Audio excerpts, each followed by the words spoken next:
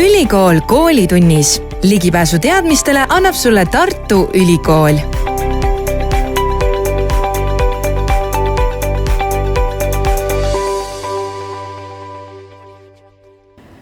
Kas sa oled kunagi mõelnud, mis saab prügikotist peale seda, kui sa viskad ta prügikasti?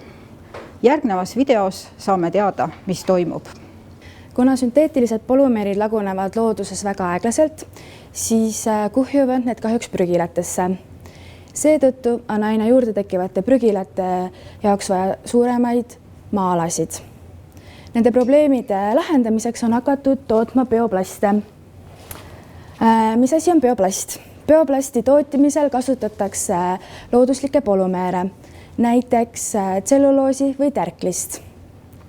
Bioplastide polümeeride põhiliseks heaks omaduseks on see, et neid saab toota taastuvast toorainest ning neil on ka eelis, et need lagunevad looduses kiiremini. Selles katses, mida meie täna näitame, kasutame me biolagunevat kilekotti, mis on siis selline. See on huvitav uurimusobjekt, sest seda müüakse poodides ja on tunnustatud materjal, biolagunev materjal. Samuti meie katses toimub anaeroobne kääritamine, mis toimub tavaliselt prügilates ning on teada, et anaeroobne kääritamine või lagunemine on aeroobsest lagunemisest efektiivsem. Tuleb välja, et anaeroobne lagunemine on vana ja hästi tuntud protsess, mis leiab aset suure reostusega vete, sõnniku, biomassi, jääkmuda kääritamisel. Ja esmakordselt märkas niisuguse protsessi toimumist Alessandro Volta 18. sajandil, kui ta Maggiore järve ääres koos oma õpilasega uuris selle järve setteid. Nimelt ta segas seda järve setet sellise pika puupulgaga ja märkas, et setest vabanevad mullid.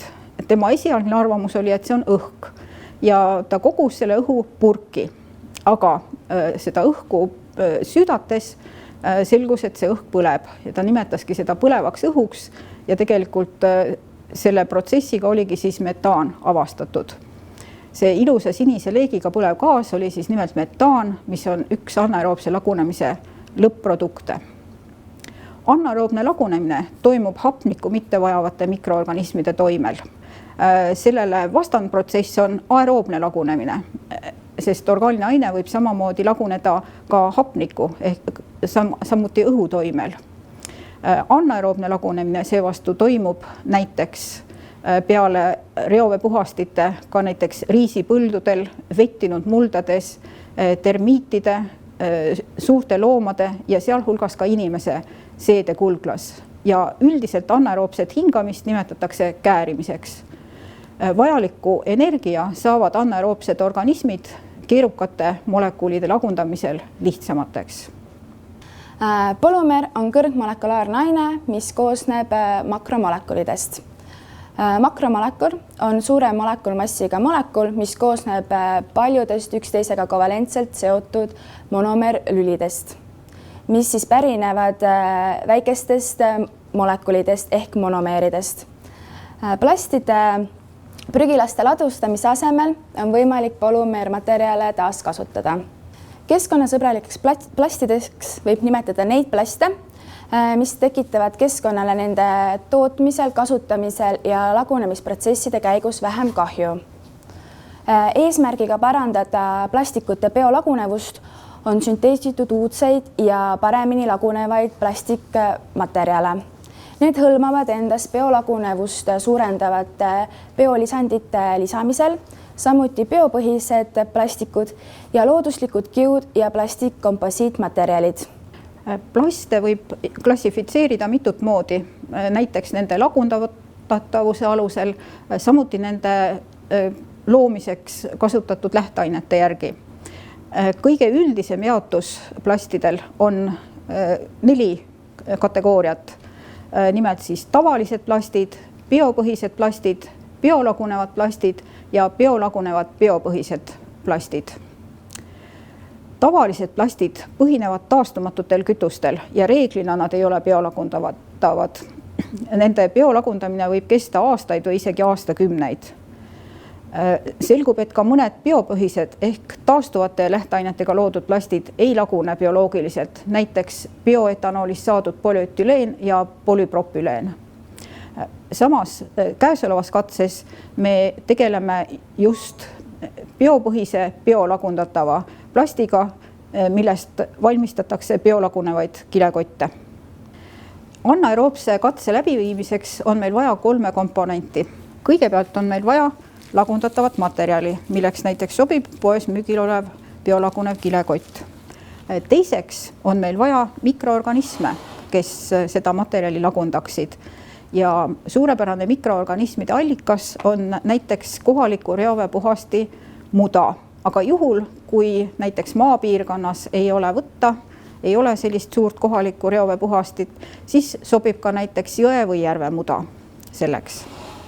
Ja 3. komponent on siis katseseade, mille kokkupanekut me kohe näitame.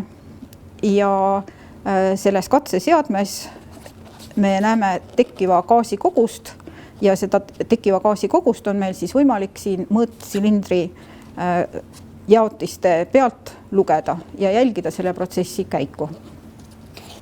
Kõigepealt läheb siis joogamati tihend siia, mõõtelsilindri, siis gaas, kummikork ja siis paneme seadeldise kokku. Ja selline näeb siis seadeldis välja.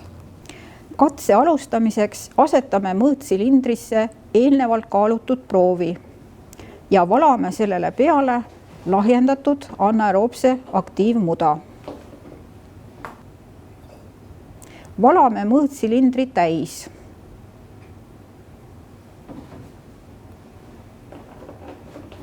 Ning sulgeme õhutihedalt. Kummikorgiga, millest on läbi pandud klaastoru. Et tagada õhutihedust kogu katse vältel, määrime silindrit tilasse ja äärtele ning korgi vahele vaakummääret, mille omakorda katame parafilmiga.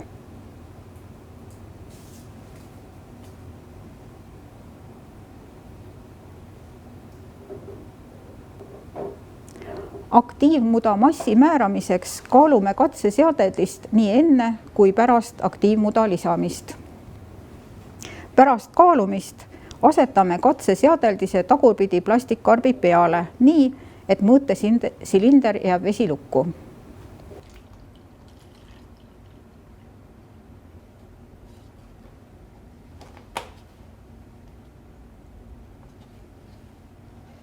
Vesilukus katseseadeldised asetame termostaati temperatuurile 37 kraadi kuni 8 nädalaks.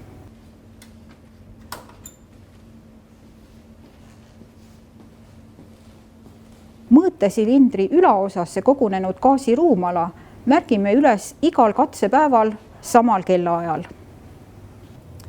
Jälgime proovidega siis mõõtsilindris vedeliku nivoo muutumist ja samuti mudamassi muutumist ajast. Selle kohta koostame tabeli ja tulemuste suurema usaldusväärsuse saavutamiseks võib teha mitu paralleelkatset. Võivad varieeruda siis muda kogus, proovimass ning kasutada erinevate tootjate bioplastikut.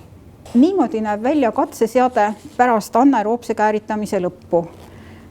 Bioplastis olevast süsinikust on tekkinud biogaas, mis sisaldab endas metaani ja süsihappegaasi ja väikses koguses veel muid gaase.